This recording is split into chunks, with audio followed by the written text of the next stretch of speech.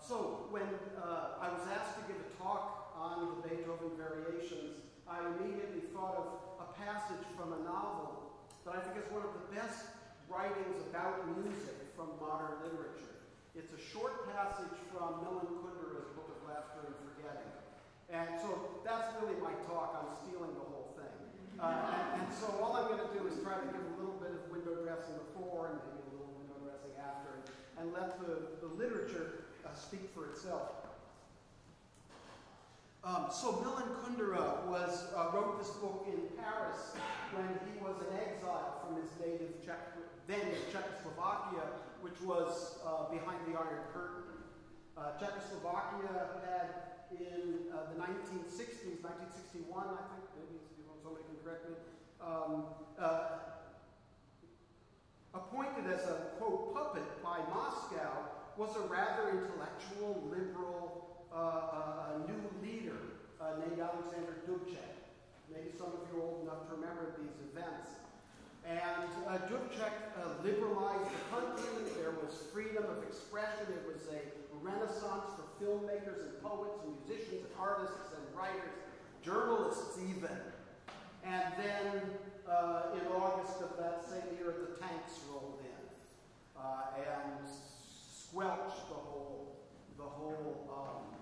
blossoming was cut off at the root, and thousands of writers, architects, poets, musicians, intellectuals, and ordinary people either went into hiding or into prison or into exile, as Kundera did. Now, Kundera was sort of an artist of all trades. He was a jazz musician, he was a filmmaker, as well as a writer. And his father was a great musician. His father was a pianist. He was on the compositional faculty and maybe even the head of the conservatory at Bernau. I can't remember. And he was a Beethoven scholar. And in this novel, and it is a novel, and it's a novel in the form of a theme and variations, by the way, all of a sudden he starts writing about, completely sort of out of context, he starts writing about his father. And he starts writing from first person. Now he's Kundera writing about his father, not a character in the novel, or maybe they're all characters, I don't know, or maybe all the world's a play. It's one of these, sort of reality interceding and blurring the genre. I just wanted to mention one other thing before I read it. The topic is timely.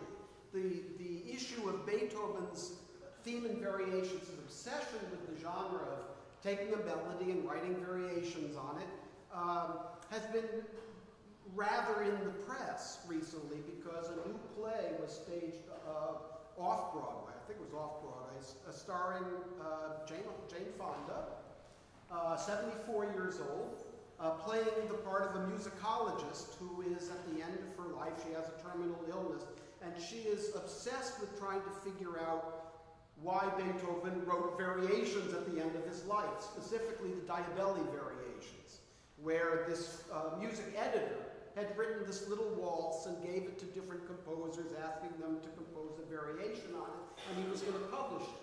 And Beethoven, not to sort of be one among many, right, even if he was the first among many, wrote 33 variations on this one little melody. And some of these variations are among the most tender, profound, heartfelt, comical. I mean, he takes the entire range of human experience and takes each one of those experiences and puts it into his variations. And of course, the last movement of the Ninth Symphony, maybe the most famous thing he ever wrote, is in the form of theme and variations. Da da da da da da da da da. Listen to it. Listen to it come back again, and then come back again, and then come back again, and each time it's somehow different. The instrumentation is different, the harmony is different, the embroidery of the counter melodies is different. And this, why? I mean, the musicologist in the play is asking why, and so that prepares the scene here.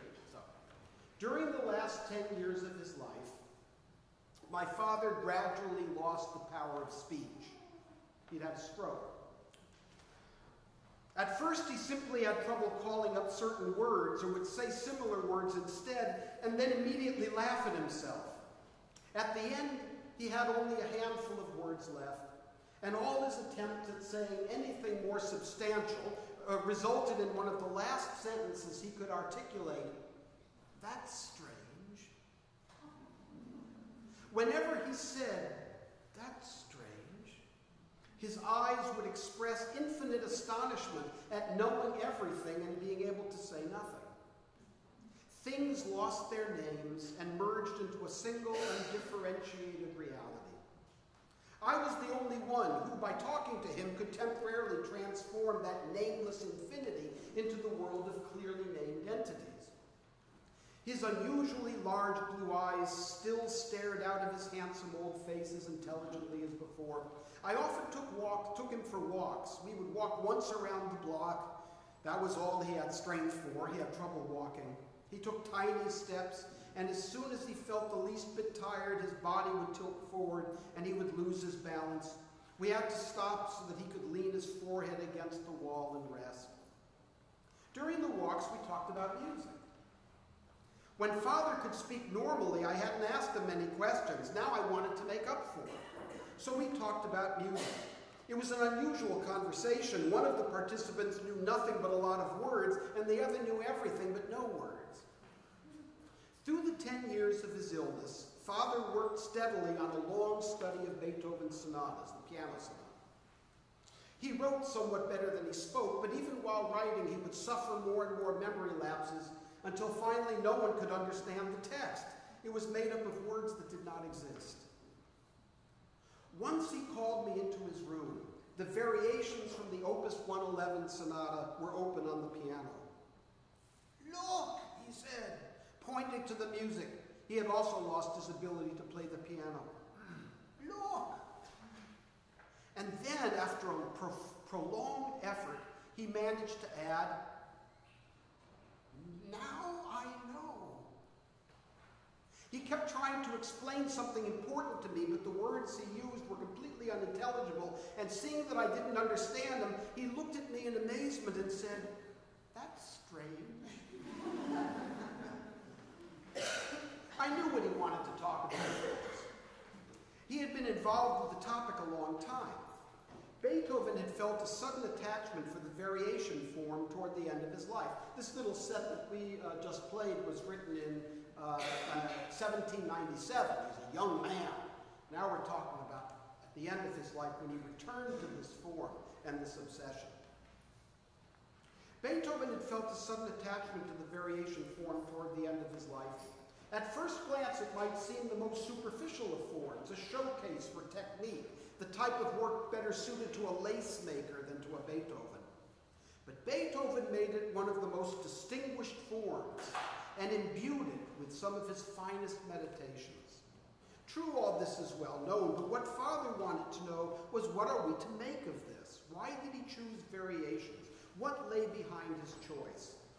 That is why he called me into his room, pointed to the music, and said, now I know.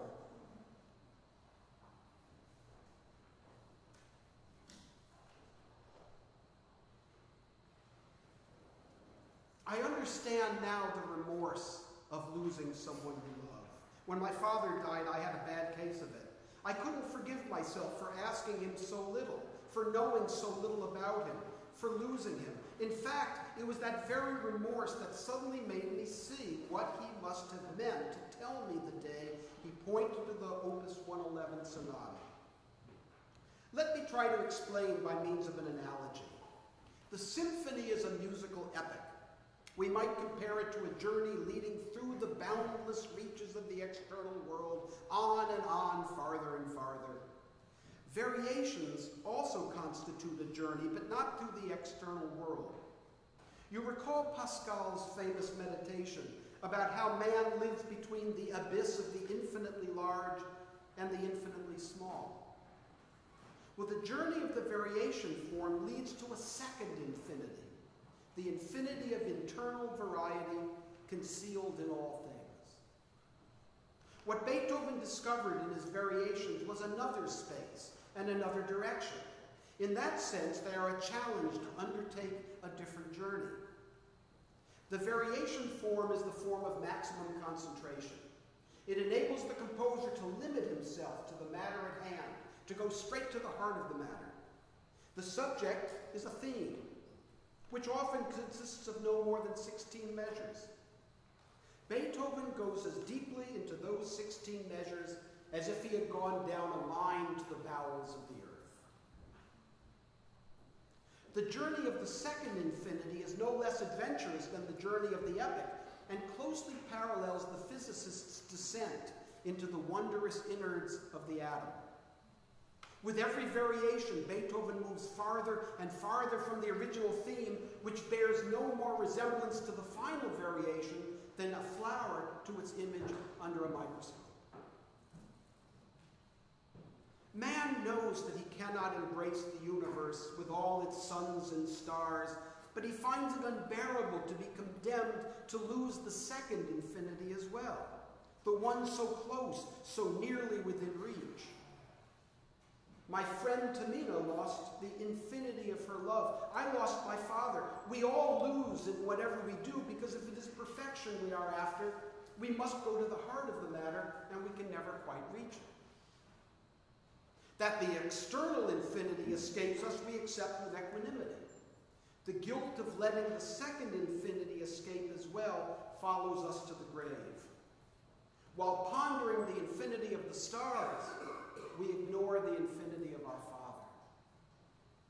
It is no wonder, then, that the variation form became the passion of the mature Beethoven, who, like my friend, like myself, knew all too well that there is nothing more unbearable than losing a person we love, those 16 measures and the infinite universe of their infinite possibilities.